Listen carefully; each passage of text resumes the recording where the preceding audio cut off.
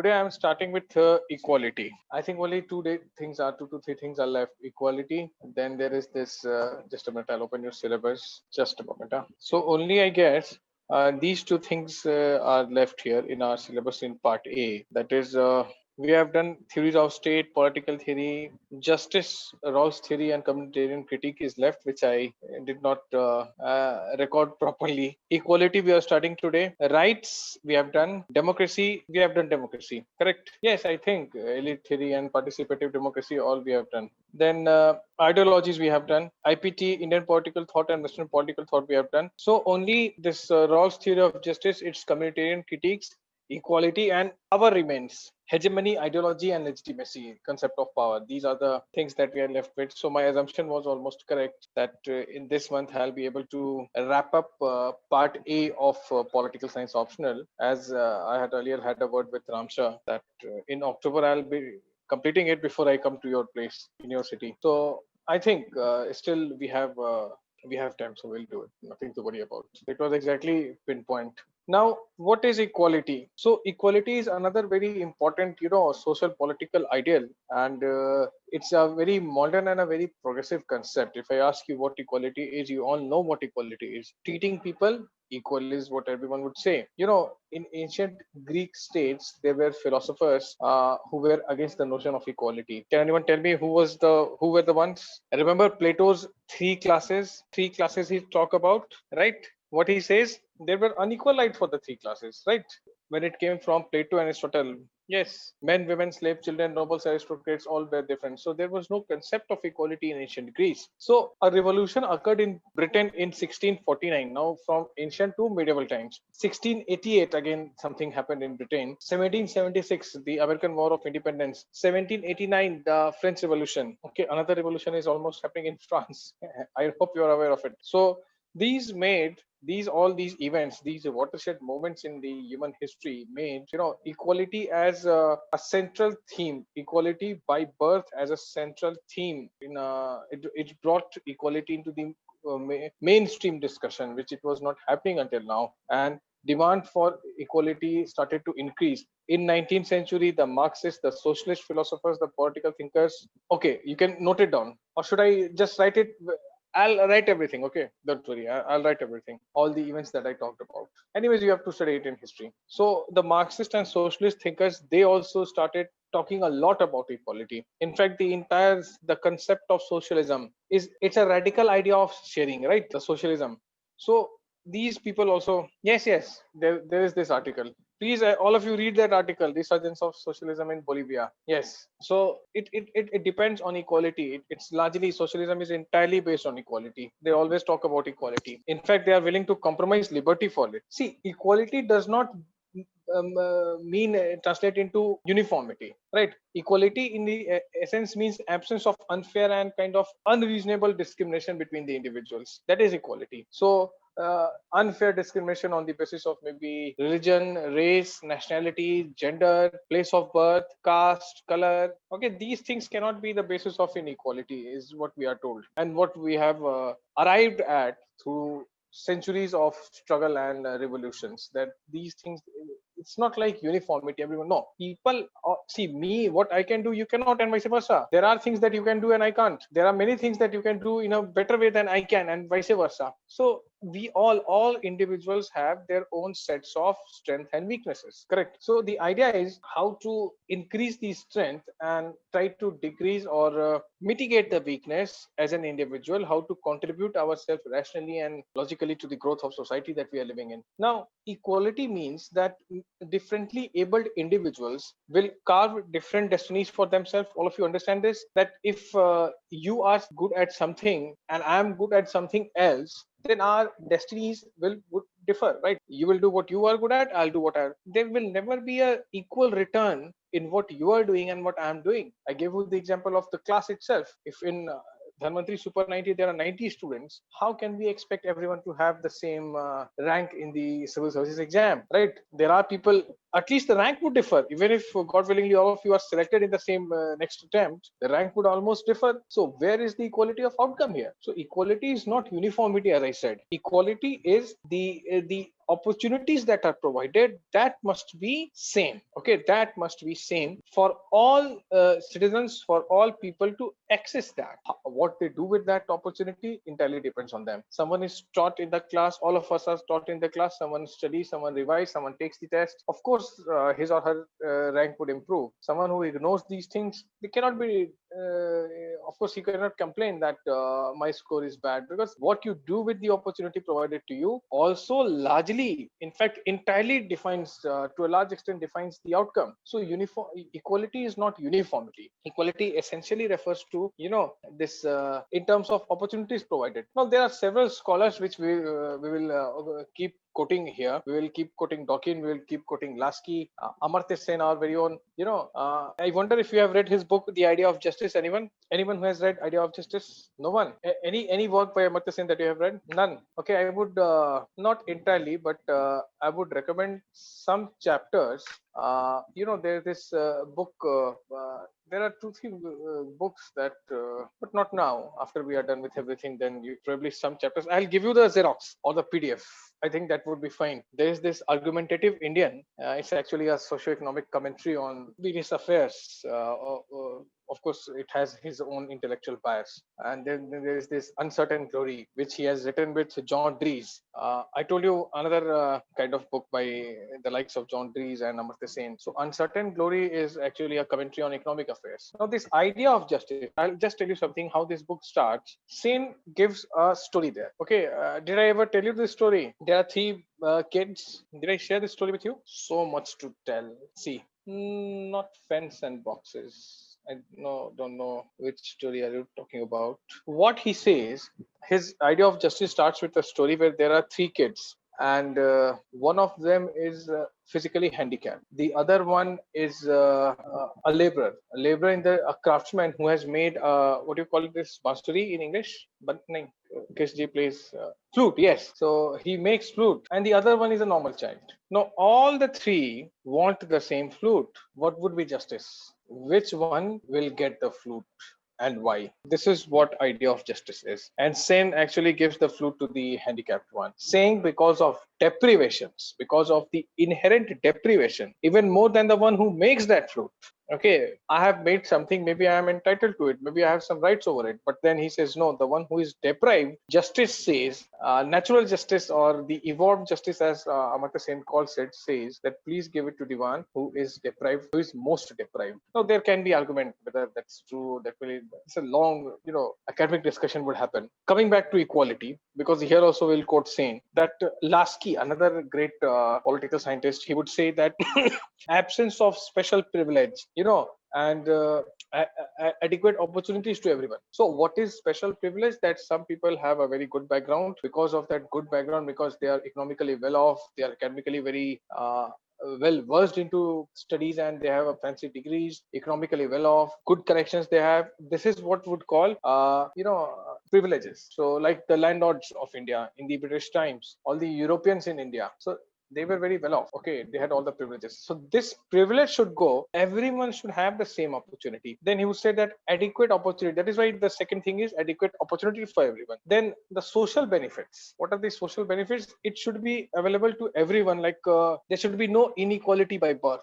Okay, because parents were this. Have you ever seen? I know several people, very humble background, and they cleared this exam. I mean, I can say Harish Chandar father was a rickshaw puller in Delhi, and he became an IAS. Okay, so because what your parents were, their educational credentials, their economic credentials, this should not matter. Your achievement should be irrespective of your parents' economic and academic credentials. Okay, but when you go to fancy hi-fi five-star schools, I'm told that when kids are admitted to nursery, the parents are also interviewed. I don't know what for. I mean, a person is not interviewed in the IAS interview. The parents do not matter. Of course, the credentials of parents, but in the nursery exam in Delhi NCR, I'm seeing it's mattering. It's a big thing. I don't know what is the kind of rationale behind this thing. Yes, we are here. I agree. It's happening everywhere. I thought it was a Delhi centric phenomena.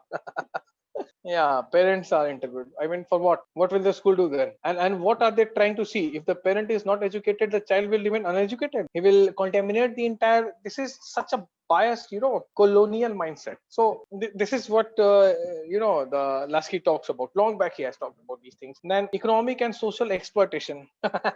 Direct primary school. Maybe they are trying to see whether parents can do the exercise of their children.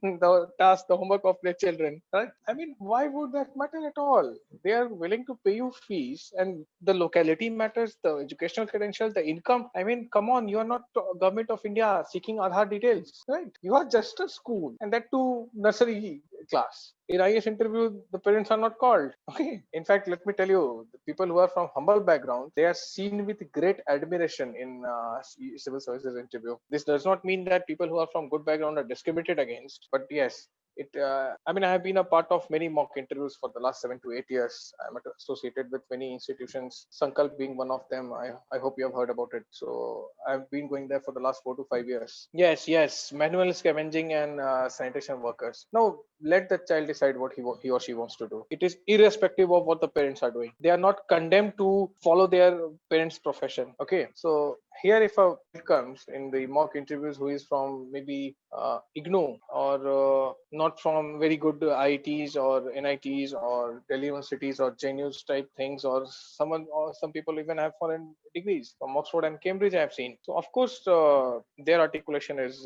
at a very good level, but then content matters most, right? Articulation can go for a walk after a certain extent. So exploitation, again, these are the few traits that Lasky has mentioned. Now enough of the discussions, let us try to write few things now. Okay, I hope you understood the this long chat I need to read. Yes, this is certainly happening, and this is not I agree what you have written, Savannah, that yes, what parents are doing, let the child, that is what we call freedom of choice. That is what equality of opportunity would be. So yes, these things are happening. I hope you understood the introduction that I wanted to give you. Now let us try to write few things. All of you have your pen and paper with you. Shall we start now? Okay, so here the board will be in front of you, and I'll tell you everything that you need to note down. Equality. Now, as we realize that it's a modern phenomena because it was not happening in ancient times, right? It's a very modern concept because we know what was happening in ancient times. Now, the events, these were the events that I talked about. Okay, these three things, right to equality as a central theme. Okay, now let us try to understand this. This should be very, very clearly understood. Equality is similarly, exactly, it is absence of any type of credential. It can be. Okay, note it down. Noted. Okay, I'm rubbing it. I hope all of us have noted it. Okay, so equality is also, just like liberty. Positive, it would mean, to make available the opportunities. Okay, and everyone gets equal chance to develop his personality. That is creating adequate opportunities for self development. This can be of individuals. Now, what would be negative? Absence of privilege for anyone. Okay, so again, a very important thing comes here, that equal treatment is not similar treatment, right? It is not similar treatment. Difference in treatment is permitted within the concept of equality. We can write this.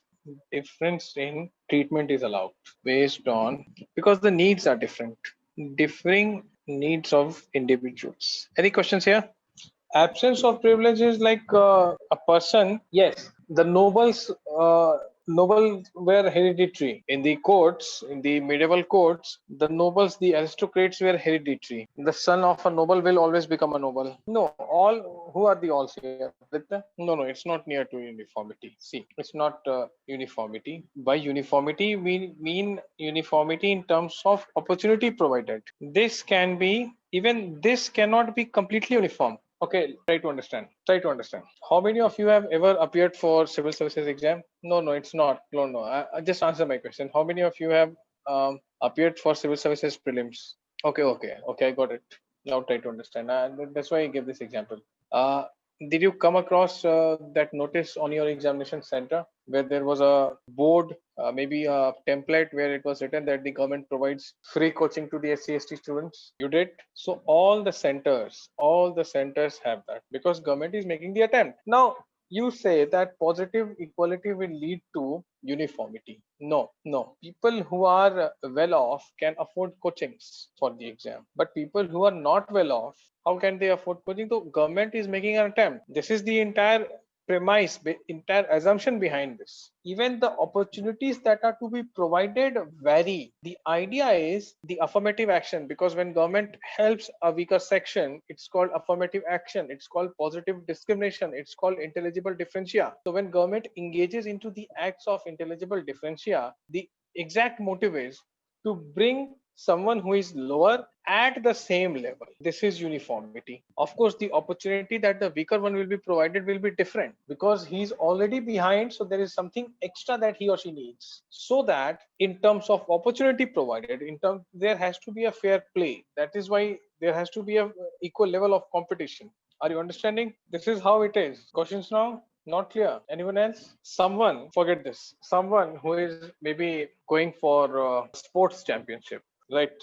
A sports championship. So he has to receive a kind of training. Suppose shooting Olympics are happening. So someone who has never kind of touched a shooting rifle in his life will receive a different training than someone who has already done shooting at maybe district level, right? Because the one who has not done shooting, not touched the shooting rifle in his life, will be given right from ab initio the basic training, everything ABCD, right? So this is what government attempts in almost all aspects of social life. All aspects of social life. I give you an example of shooting. I'm talking about every government office in terms of opportunities provided. When it comes to exam, when it comes to universities, access to good colleges, different government competitive exams. Why are governments engaging into coachings? In Delhi, we have this Jai Bhim Yojana by Chief Minister Arvind Kejriwal. Various Delhi institutes have got kind of some aid or some help from them. So Jai Bhim is actually for scheduled caste and scheduled tribe people. So the idea is that government will provide them all those opportunities which otherwise they cannot avail of, right? So government, and for others who can afford, government is not doing anything, right? Because they already have that. So in terms of opportunities provided also, uniformity will not be there. Where will uniformity actually come? To bring everyone at the same level. This is the theory. I'm coming to it. I'm coming to it. Did you understand this? All of you? Aditya, did you? Yes, yes, it is similar. Aristotle has said this. But Aristotle did not talk about making provisions for those who are unequal. He would say that he's like he's not very different from his guru when it comes to equal treatment. Of course, he has a slightly different view on women, but he did not say that state should go for affirmative action. Now, negative liberty, absence of special privilege. You want to be an IS officer, very good.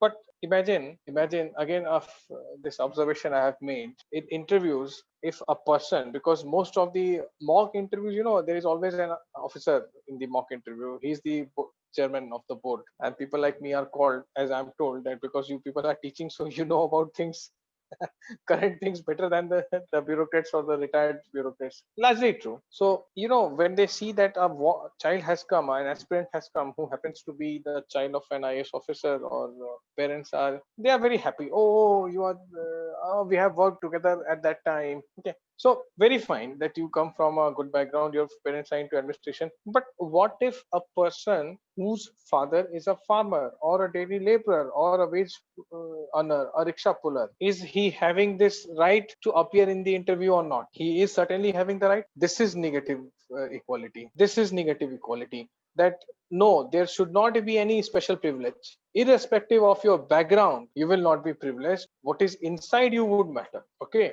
not because your parents are IAS officers, but because you have written the main exam, you have crossed the cutoff, and then you have been called for the interview. And this is applicable even when you are a son of a farmer, a daughter of a daily laborer. This is negative equality. That privilege, what was happening in medieval times? Aristocrats, nobles, it was all hereditary, right?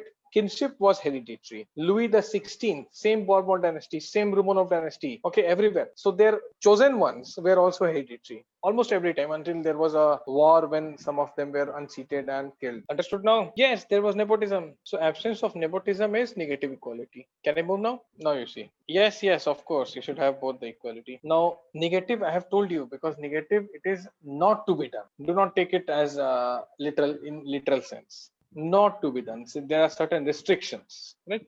Now you see, what would Lasky say? No, it's not taking away, it's a denial. Yes, kind of taking away, but your privilege should not matter here. Shall not, that's why negative. Absence of special privileges. Adequate opportunities for all. Then all must have access to social benefits. Like Lasky would say, he read this beautiful quote from him.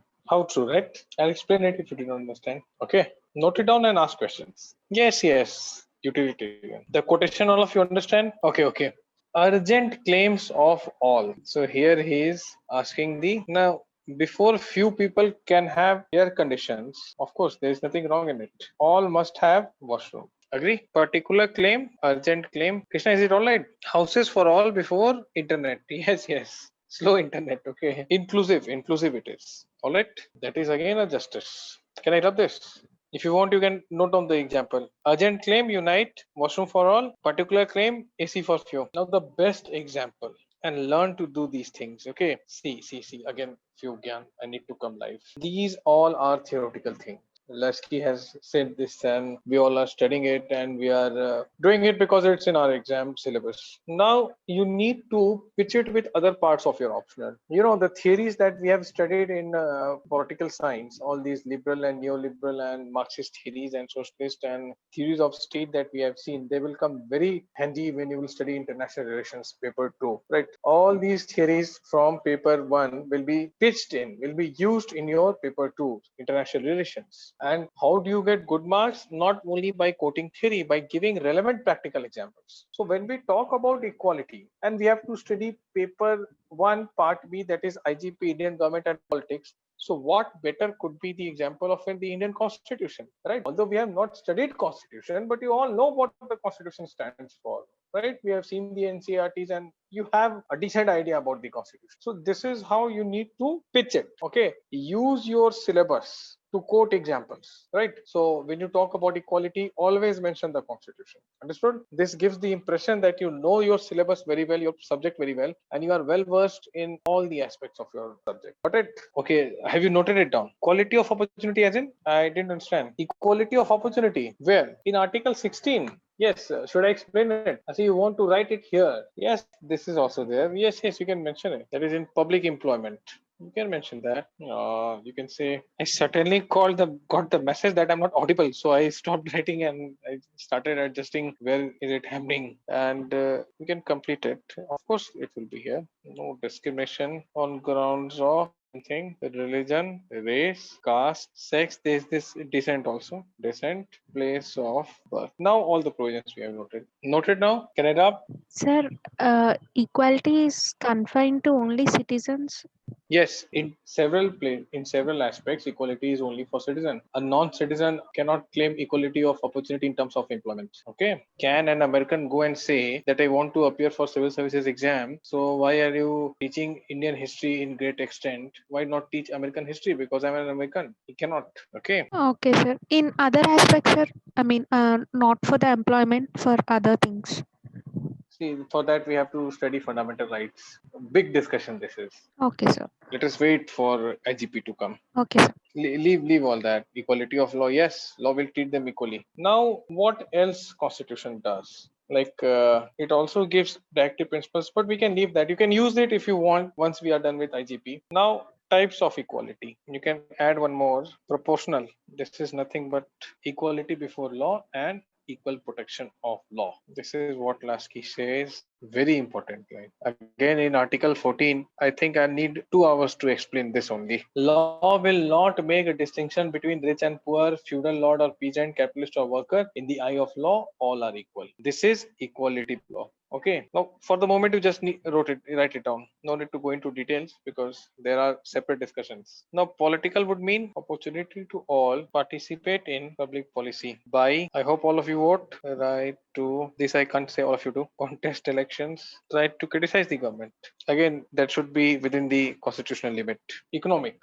See, earlier times, economic inequality would mean that equality of choosing one's trade or profession, irrespective of your caste, creed, or economic status. But today it has a wider meaning. Shouldn't be concentrated in the hands of few. Then equal work should ensure equal pay, adequate public welfare. I love it. You have you written? Write it down. Write it down. This is equal work. Yes, yes, same it would be. When you have done noted it, please let me know. Human trafficking. Why would it come under equality? That is kind of exploitation. No, there are other aspects also attached, like it's not only treating humans as goods. There is some more thing.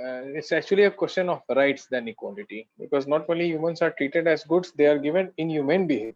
So then rights will take center stage.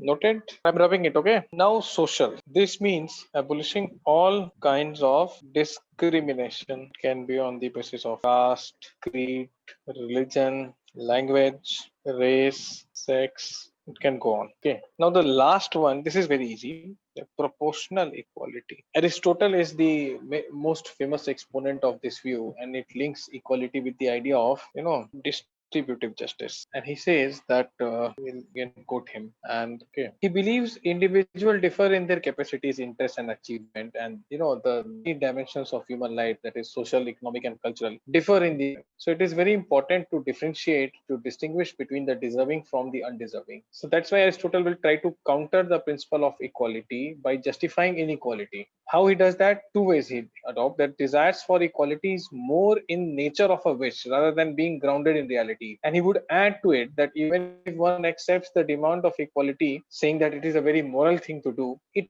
does not convince, because it contradicts the spirit of morality with its presupposition. What is the presupposition? That men of different capabilities, different skills, and their obligations and duties on one hand, and their rights and positions of authority on the other, they are very different. Cut it short, all what I have said, he talks about distributive justice, and he says that individuals differ in their capacities, right? So this is proportional equality. Aristotle, you can read. Again, this is not being practiced now. We are talking about socio-economics, so proportional will not say, but this is what he has said. Yes, kind of Gandhi also said, but Gandhi does not talk about proportional equality. Where exactly he does talk about these things? Are you referring to Varna Vyavastha? Okay, yeah, then it's all right. Noted, all of you. Just this you remember, nothing more. Aristotle is not a great proponent of equality. His proportional equality is a thing of past. Okay, I'm rubbing it. Okay. Yes, yes, that's what he's saying. The people are deciding their professions now. It's not like one uniform position is. Can I rub it? Now there's this Marxist equality. Now they have analyzed it to a great extent, and he associate inequality is private property. So how it will be undone? Abolishing private property and classes. They want to set up a classless society, right? We know this. Understood, all of you? Now, one thing more I would like to tell all of you. I hope there is no question until now. Okay. Now, another very important thing, when we are so much for when we are so much for equality, because these cherished ideals have come to modern world from French Revolution. So are we compromising liberty when we talk about equality? These are they contradictory? They are contradictory or compatible? Now, all these people, Acton, F.A. Hayek, Friedman, Mosca, they would say they are contradictory. Written in a beautiful book, The Constitution of Liberty, that these two concepts are antithetical. Why? This is a fact, right? Can all of you get the same rank? Forget about qualifying the exam in the same year. Can all of you get the same rank? The answer is no, impossible. Even if same opportunities, same teacher, same notes, same classes, same newspaper and magazine, same opportunities are provided, some will be more successful, right? So they would say that liberty and inequality are natural. All these people would say, by this is what they say, a fact they state, and then they arrive at these conclusions, and therefore they are contradictory to each other. When there will be liberty, there is bound to be inequality. Okay. And again, to bring equality, state makes effort. Antithetical means opposite. Power of state increases, which is threat to liberty. Are you understanding these arguments? So logically succinct arguments, right? Cannot question on their logic. So to bring equality, state has to make efforts. Now that means increasing the power of state, more role for the state, more role of state, increased role of state means threat to liberty. Right? Of course, it is correct, Aditya. Please note it down. I want to tell you more points. Note it. Can I rub this? Do you have any question here? I guess not. Okay. Now they would also say that liberty, same brand of thinkers, is negative liberty. You are inviolable everywhere, absence of any constraint. Equality means some leveling, so some constraint. So this is against the principle of liberty. Now this view, these people suppose something, that economic condition of man, if you agree with this line, only then you will say such things. Okay, therefore it's natural, it cannot be, compensated for equality. Please note it down. So all these Nozick, Friedman, Muscat, Tocqueville was also there, Acton, Haig, they will be with Marxist or against Marxist. No. Oh, this is not against. Yeah, Marxist equality was having just two lines. Then we started liberty versus equality. Oh my God. Sumana, Marxist equality, we just wrote two lines. And then we started, liberty versus equality. Can I rub this? Now listen something again. Yes, these thinkers are pitching highest for equality. These thinkers are pitching highest. Everything is for equality in their view. They are not supposedly bothered with equality, unlike Marxist, socialist, or other thinkers. Okay, so they are contrary to Marx. In fact, have you heard about Murray Rothbard? He's an American. He was an American economist. You know about John Maynard Keynes? Of course, some part you have done, right? John Maynard Keynes in your economics, I guess. So what did Keynes say? What was the Keynesian theory? You remember that K? Have you done K? Propensity to consume. Keynes is neoliberal. If you remember, Keynes favors more of government in market or less of government. Just tell me this. He talks about welfare state. So welfare state is not something that is to be left to the market. It is the prerogative of the government, right? More of government, contrary to what Adam Smith said. So all these Friedmans and Hayeks and Lucas, they will criticize Keynes. This Murray Rothbard, an American economist, and all these pro-liberty people. Now Hayek writes a book, The Constitution of Liberty, and of course that is more, when government is involved in the functioning of market, that means more role for the state. So they are not saying what Adam Smith or Hayek or Friedman or Lucas will say. Now Rothbard was asked, he's a free market economist. Free market economist will always call for liberty. Now all these people whom we have named just now are also free market economists. More of demand and supply, price mechanism, the interaction of supply and demand curves will decide the equilibrium. I think this is microeconomics. I need a boat to tell you these things in more details. I'll need 15 minutes. So let me come there, then I'll tell about these things. Because in your syllabus, you don't have to study microeconomics in your GS. Have you? I think you have not. All these propensity to consume and total cost and average cost, diminishing marginal utilities. Leave these things. So Rothbard was asked that you always oppose Marxist theory. So yes, Marx is a disaster, Rothbard said. Is there any good thing about Marx? He was asked, then he promptly replied, the one good thing about Marx is that he is not a Keynesian. Now, do you realize the irony of this statement? The one good thing about Marx is that he's not a Keynesian. All of you understood? Good. This is Murray Rothbard, the American free market economist. Keynes is more close to Marx or Adam Smith? Always Marx, right? Professor Paul Samuelson. Have you heard this name? Who is he? Paul Samuelson is a Nobel laureate in economics. He used to teach at Harvard. Dr. Subramanian Swamy was his student at Harvard. So Samuelson is, he said all this Keynesian economics is Shakespearean economics. He would call it. This is Shakespeare. Where's the economics? This is Shakespearean economics. And he brought econometrics into economics. All your calculus and set theory and probability theories. So this was the contribution of Samuelson to economics. He calls Marx, this Keynesian economist, as Shakespearean economics. Then he has just written right. Where's the economics here? So these are the two. Oh my God, 25 chats. Let me read. Okay, everything I have seen. So these are the two conflicting thoughts that are here. Can you hear me? Again, that sign is appearing. I just said that he said that Samuelson said that Keynesian economists are Shakespearean economists, and he brought econometrics into this economics. mathematics actually, calculus and set theory and probability theories. So economics at a certain level after masters, during masters it's more of mathematics. You cannot take economics when you don't have mathematics. In bachelor's you can, in masters it will be very tough. So that was Samuelson, and he's a legendary economist actually. Okay, he was a professor at Harvard. Thesis guide of Dr. Subramanian Swamy. Swamy was his student at Harvard. Yes, he is called the father, and he is also said that he uh, actually took the world out of Keynesian economist. Now, Keynes happened when this all this Great Depression happened. Then people started going back to state. So all these, cycles go on and on and on, goes on repeat. Okay, so this is Rothbard was saying. Now let us quickly see the other side. Whether liberty, can I take 5-10 more minutes? I want to finish this. So tomorrow I'll discuss something else related to. Okay, fine. Now you we just saw this thing that liberty and equality are not compatible. Okay, and one more point I can add here, that not compatibility stuff we are seeing. Without capitalism, power of state can't be checked. Okay, without checking state's power, liberty is always under threat. It's the next point.